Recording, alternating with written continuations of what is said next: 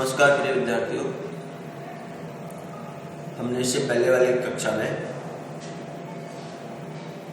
शेखर जोशी की कहानी दाजू का अध्ययन किया था। आगे आपके पाठ्यक्रम में रागी राघव की कहानी है गदल। रागी राघव की कहानी है गदल। गदल कहानी को पढ़ने से पहले हम रागी राघव का परिचय पढ़ते हैं। रागी राघव उन लेखकों में से हैं जिन्हों को जिंदगी या उम्र जो है कम मिली और कम उम्र में ही उन्होंने मात्र 40 साल, मात्र 39-40 साल का उनको जीवन मिला और उस जीवन में उन्होंने हिंदी साहित्य में बहुत ही पाठकों के हृदय को गहराई से छूने वाली कहानियाँ उन्होंने लिखी। गदल कहानी भी उनमें से एक कहानी है। गदल कहानी की जब टीका टिप्पणी की जाती है तो गदल कहानी को आंचलिक कहानी मान लिया जाता है कि ये अंचल विशेष की कहानी है। वैसे हिंदी साहित्य में फणीश्वरनाथ रेणु को आंचलिक कथाकार के रूप में जाना जाता है। फणीश्वरनाथ रेणु, फणीश्वरनाथ रेणु, फणीश्वरनाथ रेणु को हिंदी साहित्य में आंचलिक कथाकार के रूप में जाना जाता है। फणीश्वरनाथ रेणु का मेला आंचल जो है वो एक प्रसिद्ध उपन्यास है जो आंचलिक उपन्यास है। यहाँ रागी राघव की गदल जो कहानी है इसको भी आंचलिक कहानी माना जाता है। रागी राघव का जन्म जो है 1923 में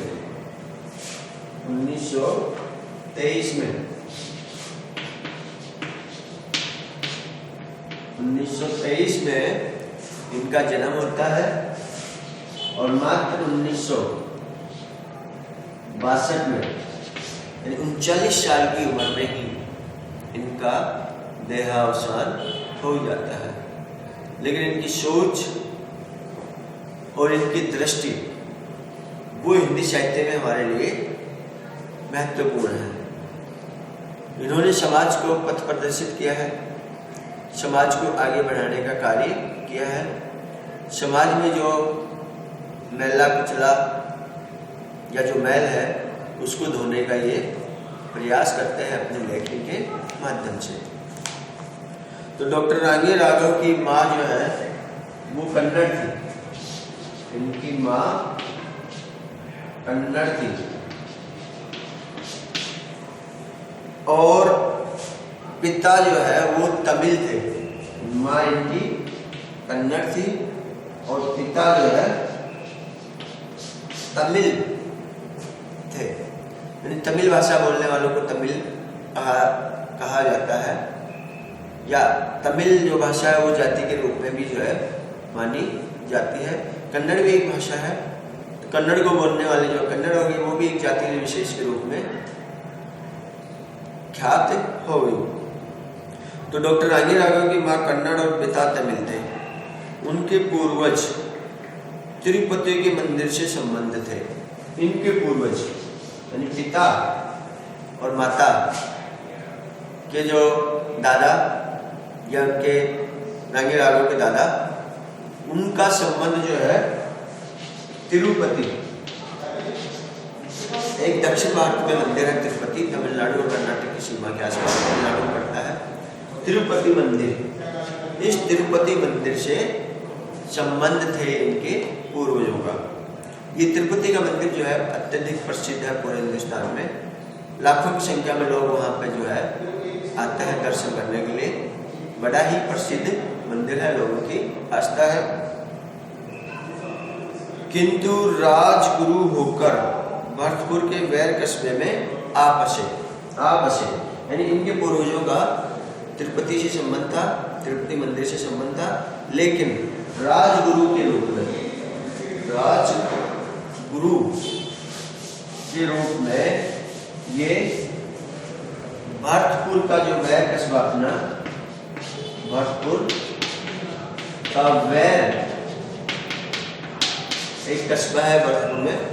मैं आने से पहले या जब हम भरतपुर जाते हैं तो रास्ते में एक वैर मोड़ आता है, भुसावर मोड़, भुसावर मोड़ से जो है वैर की तरफ रास्ता जाता है, यानी एक ऐसी हेडक्वार्टर है। तो ये राजगुरु के रूप में जो है, राजगुरु के रूप में इनके जो पूर्वज हैं या इनके पिता जो है वो भरतपुर आकर के बस गए। उनकी शिक्षा आगरा में हुई। किनकी? रांगे राघव की शिक्षा आगरा में हुई तथा अपने जीवन का अधिकांश समय आगरा में ही रहे। अंतिम वर्षों में वे जयपुर में आकर बस गए। अपने अंतिम वर्षों में भाई रांगे राघव क्या है, 40 वर्ष की उम्र में तो उनका निधन हो गया था। इतनी कम उम्र में जो है उनका निधन हो जाता है। तो अंतिम अपने समय में वो जयपुर आकर के रहने लगे या जयपुर बस गए। इन्होंने उपन्यास, कहानियां, निबंध, रिपोर्टाज और कथा चित्र पर भी लेखनी चलाई है। रांगे राघव ने उपन्यास, कहानियां, निबंध, रिपोर्टाज और कथा चित्र पर भी लेखनी चलाई है। आपके उत्कृष्ट उपन्यास घरौंदा, रांगे राघव का उत्कृष्ट उपन्यास घरौंदा, घरौंदा, रांगे राघव का उत्कृष्ट उपन्यास घरौंदा बड़ा प्रसिद्ध उपन्यास है। सीधा साधा रास्ता, हुजूर, काका, विषाद मठ, कब तक पुकारूं, कब तक पुकारूं इनका बड़ा प्रसिद्ध उपन्यास है। कब तक पुकारूं इनका जो है प्रसिद्ध उपन्यास है। कब तक पुकारूं, घरौंदा इनका उपन्यास है। कब तक पुकारूं उपन्यास है, प्रसिद्ध उपन्यास। काका और जो है हुजूर और सीधा साधा रास्ता इनके प्रसिद्ध उपन्यास है। तो घरौंदा, सीधा साधा रास्ता, हुजूर, काका और विषाद मठ, कब तक पुकारूं, प्रोफेसर, छोटी सी बात, बंदूक और बीन, उदयरे, कल्पना, आखिरी आवाज, धरती मेरा घर और डॉक्टर आदि इनके उपन्यास है। धरती मेरा घर, धरती मेरा घर इनके अत्यधिक प्रसिद्ध उपन्यास है। ये भी चर्चित उपन्यास है। आपने अपने उपन्यासों और कहानियों में वर्ग भेद से पीड़ित मानवता के आर्तनाद को मुखरित किया है। आपने अपने उपन्यासों में वर्ग भेद से पीड़ित, आप रांगे राघव ने अपने उपन्यासों में वर्ग भेद से पीड़ित, वर्ग भेद क्या है? मानव मानव के बीच में ऊंच नीच की बातें करना। तो वर्ग भेद से पीड़ित जो मानवता है उस मानवता के लिए उन्होंने लेखनी चलाई। आप स्वतंत्र और जागरूक चिंतन के रूप में सामने आते हैं। आपके अधिकांश उपन्यास सामाजिक हैं और कुछ ऐतिहासिक उपन्यास भी लिखे हैं। आपके अधिकांश उपन्यास हैं वो क्या है? सामाजिक, यानी उनकी जो है विषय वस्तु सामाजिक है, यानी समाज से जुड़ी हुई है। कुछ उपन्यास उनके ऐतिहासिक उपन्यास भी हैं। आपने स्वस्थ चिंतन पर आधारित मान्यताओं पर बल दिया है। घिसी पिटी और समय के प्रतिकूल मान्यताओं पर चोट की है। घिसी पिटी और समय के प्रतिकूल जो है मान्यताएं हैं, यानी समाज की जो रूढ़ियां हैं, समाज की रूढ़ियां हैं, उन रूढ़ियों के ऊपर उन्होंने प्रहार प्रहार किया है, यानी जो समय के प्रतिकूल है, अब समय के अनुसार नहीं चलती। इसका मतलब क्या है कि रागे राघव ने एक नई चेतना, रागे राघव ने एक नई चेतना का संचार किया है, नया सोचने का एक उद्देश्य दिया है कि हम समाज में जो घिसी पिटी मान्यता है, उन घिसी पिटी मान्यताओं से ऊपर उठ करके हम सोचें या आगे हम बढ़ें। तो रागे राघव के साहित्य में वर्गभेद और घिसी पिटी मान्यताएं के ऊपर प्रतिकूल प्रभाव किया है या डाला है, उन्होंने लेखनी अपनी चलाई है। रागे राघव सन 1942 से 1961 तक बराबर लिखते रहे। 1942 से 1961 तक बराबर वो लिखते रहे। इनकी रचनाएं सांस्कृतिक चेतना, राष्ट्रीय भावना और समाजवादी विचारधारा से ओतप्रोत है। राष्ट्रीय चेतना,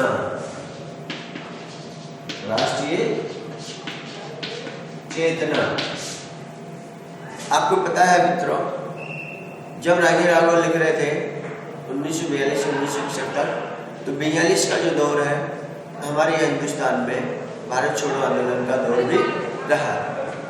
हम अंग्रेजों के गुलाम थे। तो राष्ट्रीय चेतना को जागृत करने वाले यानी लेखक या साहित्यकार के द्वारा समाज में अपना योगदान जो है वो लेखनी के माध्यम से किया जा रहा है, और लेखनी के माध्यम से वो स्वतंत्रता आंदोलन में अपनी हिस्सेदारी कायम कर रहे हैं। यशपाल और नागार्जुन के समान इनकी गणना भी उत्तर प्रेमचंद काल के प्रमुख प्रगतिशील लेखकों में होती है। यह हिंदी साहित्य का दुर्भाग्य रहा कि ऐसे प्रगतिशील लेखक की मृत्यु सन 1962 में ही हो गई। ये हमारा दुर्भाग्य है कि ऐसे प्रगतिशील लेखक जो है उनकी जो है मृत्यु, या हिंदी का ये दुर्भाग्य है कि ऐसे प्रगतिशील लेखक की जो है मृत्यु सन 1962 में ही हो जाती है, जो हमारे लिए अपूर्णीय क्षति है, हिंदी साहित्य की अपूर्णीय क्षति है। क्योंकि लालटेन लेकर के एक प्रकार लेके आगे चलने वाले समाज में बहुत कम लोग पैदा होते हैं जो समाज को दिशा देते हैं, समाज को दशा देते हैं। दिशा और दशा दोनों ही दिखाते हैं। तो ऐसे साहित्यकारों में रागे राघव रहे हैं। इनकी कहानी गजल अत्यधिक प्रसिद्ध है, और आरएस का जो है, आरएस का मुख्य जो परीक्षा है उस मुख्य परीक्षा में भी इस गजल कहानी को एक पाठ्यक्रम के रूप में लगा रखा था। ये गजल इतनी प्रसिद्ध कहानी है। गजल कहानी में इसकी जो इसमें नायक महत्वपूर्ण नहीं है, इसकी गजल जो है वो एक महिला का नाम है, और वो महिला जो है वो इस कहानी की नायिका है, और संपूर्ण कहानी उसी के ऊपर टिकी हुई है, उसी के विचारों पर टिकी हुई है। एक गजल जो है समाज की जो बहुत सारी जो समस्याएं उनसे ये लड़ती है, और समाज की परंपराओं में बंध करके भी ये अपना जीवन जीती है। ये बड़ी साहसी महिला है, बड़ी साहसी महिला है। तो हम इसे एक नारी चेतना की कहानी भी कह सकते हैं, या एक नारी का साहस भी देख सकते हैं कि नारी जो है संपूर्ण बिरादरी का जो है मुकाबला करती है, और किस तरीके से अपना जो पति जब था मर जाता है और मरने के बाद उसका मृत्यु भोज करती है। हालांकि मृत्यु भोज करना एक गलत परंपरा को बढ़ावा देना था, लेकिन यहाँ मृत्यु भोज तो सांकेतिक रूप में है। मूल रूप से रागे राघव का यहाँ जो कहानी में दर्शाया गया है वो चेतना को दर्शाया गया है, साहस को दर्शाया गया है, निर्भीकता को दर्शाया गया है कि एक नारी जो है वो किस तरह से पूरे समाज का जो है मुकाबला करती है, और उनसे डट करके उनकी लड़ाई लड़ती है, और लड़ती लड़ती जो है मर जाती है, या उसके गोली लग जाती है जिससे वो मर जाती है, लेकिन वो समाज का, पूरी बिरादरी का जो है सामना करती है। वो बड़ी स्पष्टवादी है, गजल जो है बड़ी स्पष्टवादी है। जो है स्पष्ट विचार है उसके, जबकि अनपढ़ होकर के भी जो है इतना स्पष्टवादी होना, अपने अच्छे बुरे के बारे में सोचना और बदला लेने की भावना, प्रतिशोध लेने की भावना भी गदल में दिखाई देती है। बदला और प्रतिशोध लेने की भावना भी, यानी अपनों से बदला लेने की भावना भी इसमें दिखाई देती है, यानी जैसे को तैसा करने की भावना। लेकिन फिर भी जो है वो कहानी के अंत में जो है समाज के जो है या अपने देवर या अपने परिवार की तरफ वो लौट आती है। तो पारिवारिक भावनाओं की जो बंधी हुई है, उन बंधी हुई पारिवारिक भावनाओं को भी वो अपने कहानी के अंत में वापस ले आती है। यानी एक बंधन, भावात्मक एक बंधन है, उस भावात्मक बंधन की ओर वो अग्रसर दिखाई देती है। थैंक यू मित्रों, धन्यवाद। कल हम गदल कहानी का परिचय भी प्राप्त करेंगे और गदल कहानी का हम अध्ययन भी करेंगे। धन्यवाद।